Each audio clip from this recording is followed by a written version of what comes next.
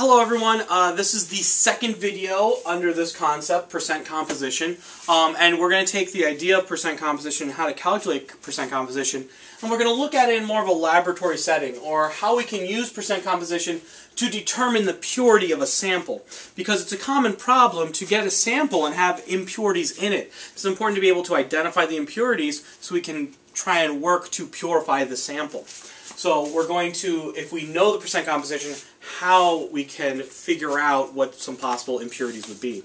Alright, so what I've done on this video is I've kind of written down most of the notes ahead of time. So I'm going to jump off screen for a second, pause the video real quick, copy these down, and then I'm going to come back and kind of work our way through it. That'll kind of save a little bit of time, I think, for both of us. That way you're not staring at me while I'm writing this down and making fun of my bald spot to all your friends. You know, it's sad. Okay, so I'm going to jump away. You copy it down. I'm going to jump back. Okay, so I told you it was going to be quick, so hopefully in that time you're able to pause the video. Otherwise, you're going to have to rewind it now and go back and try it again. Alright, so if we know the compound, and the theoretical percent composition of that compound, we can determine not only the purity of the sample, but what else could be causing the impurities. So I have right now two little prompts, and I'm going to give you a third one for a little bit of a extra homeworky kind of thing for you. But let's say I have glucose, okay? So glucose, everyone hopefully will recognize that it's C6H12O6, especially if you took AP Bio last year. Hopefully you're very intimately involved with glucose, C6H12O6. The percent composition of that, I've done that out for you, although I know that you can do it now because you watched the previous videos on finding it. But, you know, because I'm both warm, kind, nurturing, and caring, I just wrote it down. 40% carbon, 6% hydrogen, and 53% oxygen. Okay? Now, what will happen if you accidentally get a little bit of water in that sample? Okay, what will happen to the percent composition? What will happen to the percent compositions if I add water? Well, we know water is H2O, right? And we also know that the percent composition of water is 11% hydrogen and 89% oxygen. Okay? If for whatever reason you don't know how I did that, stop the video now, go back to the video before it on finding the percent composition, and that's one of our sample problems. Okay, so stop the video, go back. Otherwise, let's keep going. I'm going to toss another value in here though. I'm going to say it's 0% carbon. There is no carbon in H2O. Alright, that might be a shocker to you. So this is our percent composition of water. Now let's say I accidentally drop some water in my glucose. Well, let's look at hydrogen. If I'm adding a compound with 11% hydrogen to glucose, which is 6%, what do you think is going to happen to the content of hydrogen? It's going to increase, right? If I'm adding a hydrogen-rich source to something with very little hydrogen, I'm going to pollute it with more hydrogen. So my percent composition of hydrogen is going to increase. Alright, I'm going to increase my percentage of hydrogen. Okay. With oxygen, same thing. If I have oxygen, it's about half oxygen in glucose, but if I add something that's almost 90% oxygen, I'm going to be adding excess oxygen. So I'm going to be increasing my percentage of oxygen. Now on the flip side, I'm adding something that is very deficient in carbon. And no pun intended, I'm actually going to be watering down my carbon percentage. I did intend that pun. I thought of it a while ago. Because I'm adding water, I'm watering down the carbon. Never mind. Anyway, so I'm going to decrease the percentage of carbon. Okay, I'm going to decrease the percentage of carbon. Okay? In fact, you might be going, well, of course. Because it's impossible. It is absolutely impossible, really, to be increasing everything, right? Increasing everything? Because these percentages always have to work out to approximately 100%. That's how percent comp works. They have to work out to be about 100%.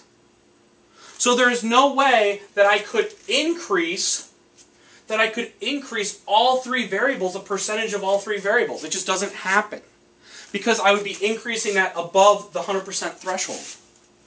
Alright, so I increased hydrogen and oxygen, and I decreased carbon in a direct proportion. So let's say if hydrogen went up 3% and oxygen went up 4%, that means the carbon would have had to have gone down 7%, the total of these two increasing, to keep it at the 100% threshold.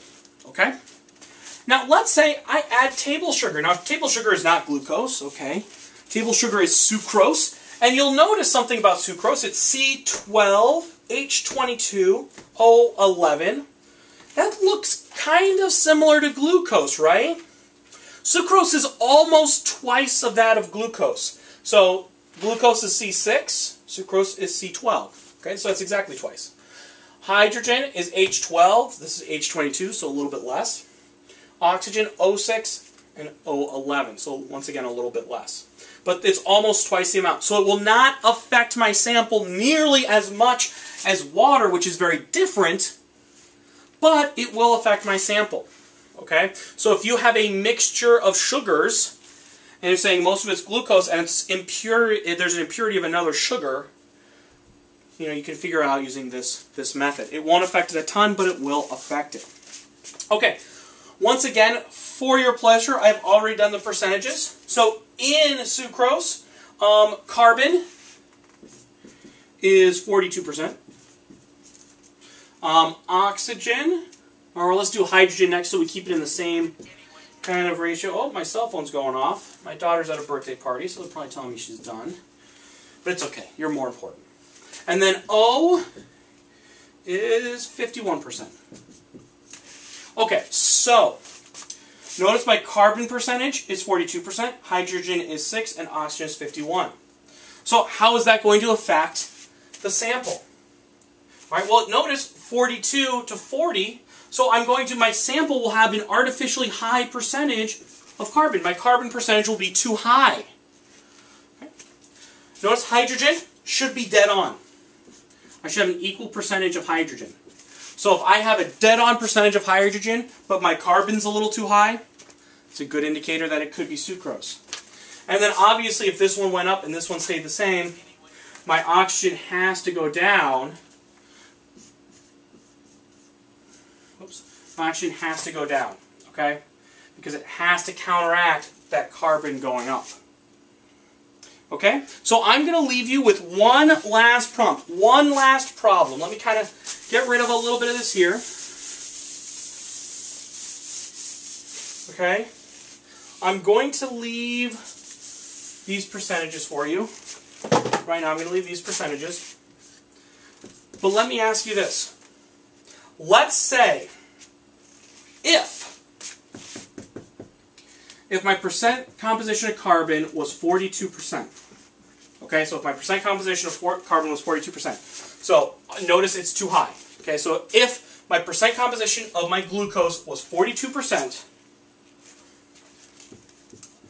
what is most likely